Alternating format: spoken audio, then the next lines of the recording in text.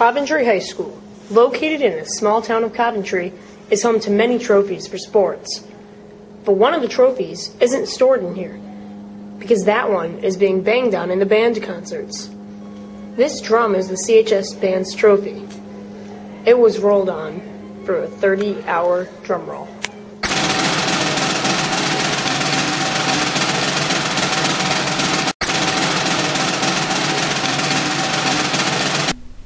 For Coventry, this was big news, so signs were put up to tell residents that it would start at 10 a.m. right here in the Veterans Auditorium. I was able to catch up with band director Ned Smith on the rules of the roll. Basically, the drum roll itself, the rules were that it had to be on one drum, it had to be continuous. It could be multiple people, but they had to switch off by basically overlapping for a brief second. And it had to be a roll of good quality. In terms of how we proved it, that had kind of another set of rules in which they asked us to make sure we always had 2 witnesses on duty, and were able to videotape kind of key points throughout the roll. And that ultimately became the challenge, was with the power going out and the snowstorm that hit, documenting it with witnesses and with the video footage, we had troubles doing that. And then it started, the 30-hour drum roll at 10:10 in the morning. Nathan Satter started it off. But really, the question is, how did they come up with this crazy idea? Well, actually, it wasn't really my idea. We were sort of joking around at the end of last year regarding possible fundraising opportunities, and the percussionist just kind of said we should set a world record.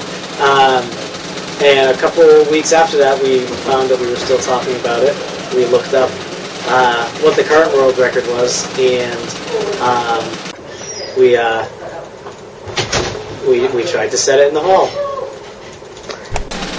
Ned was right. The current record was 27 hours, and they were planning to not only beat it, but get the world record of 30 hours. Everything was going fine until the blackout.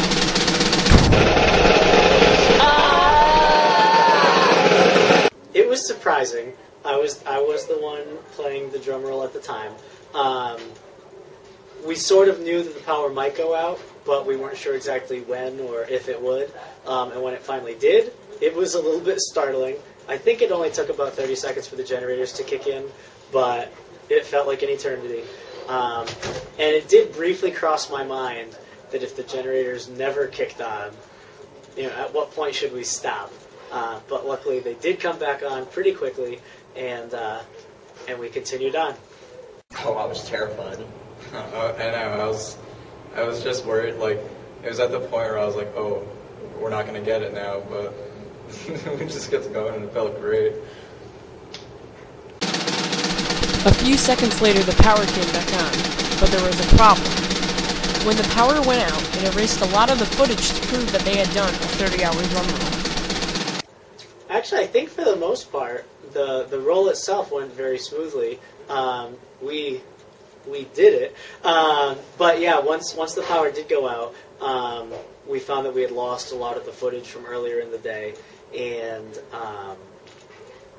also a lot of witnesses literally couldn't make it out of their driveways because of the weather. So those are the 2 biggest conflicts for us.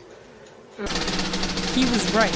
That October 29th night, it snowed, causing 750,000 homes in Connecticut without power. Although there was bad luck, the band members were partying outside of the band room the entire time.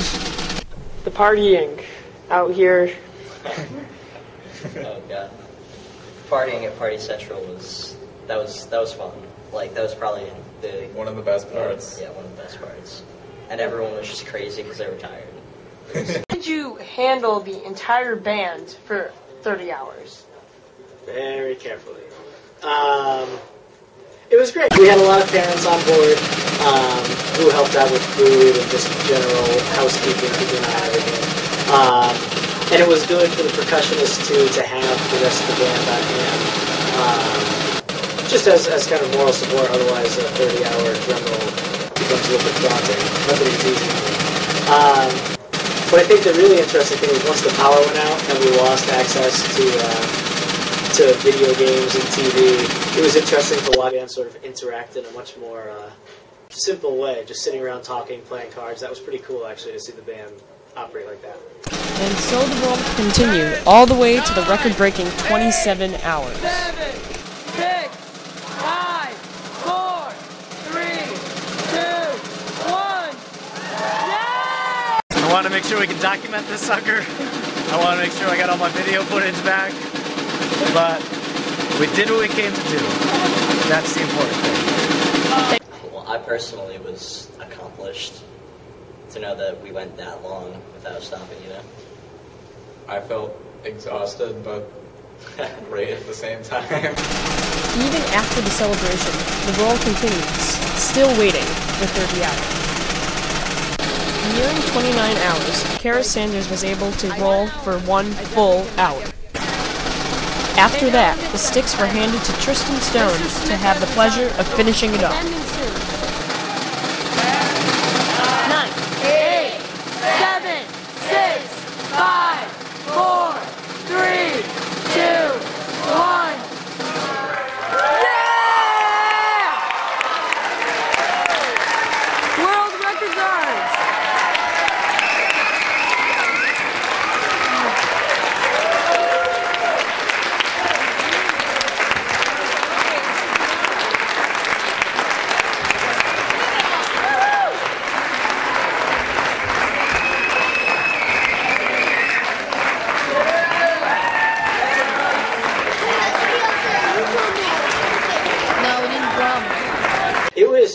It was pretty. Excellent, thank you very much. I apologize for yelling, but we have no sound system because we have no power.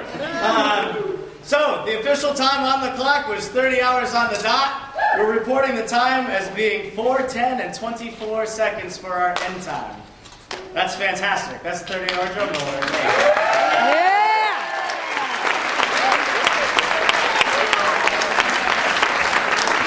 Pretty exciting, even though we knew that there were going to be some challenges in terms of proving it, because obviously already the storm had hit, and many of us didn't even realize quite how significant the storm was.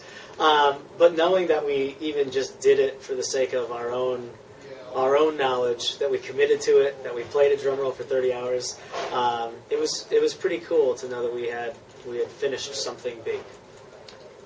Well, I think it's a great accomplishment for not only the percussionist, but the entire band, the school, and all the students in the school, and even the town. It's a pretty big deal right now. How do you feel about breaking a world record? It's really exciting. A lot of pressure's off right now. It feels pretty good, not gonna lie. It was finally over. But did they really get the record? After consulting with Guinness, Mr. Smith learned that they did not have enough footage or witnesses to prove that they had really accomplished a 30-hour drum roll. Did not get the 30 hours because of witnesses couldn't coming in.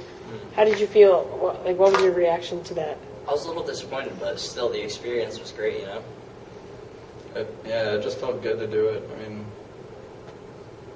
yeah, it's kind of disappointing that we didn't get it, but it's still cool just to be a part of it, you know? Mm-hmm. So what will the CHS band do now? Let's do it again.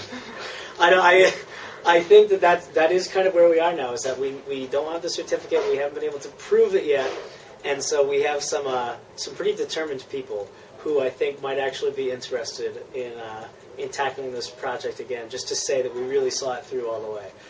Because I think there's something to be said for proving a point with a project like this, and I think we're actually ready to do that.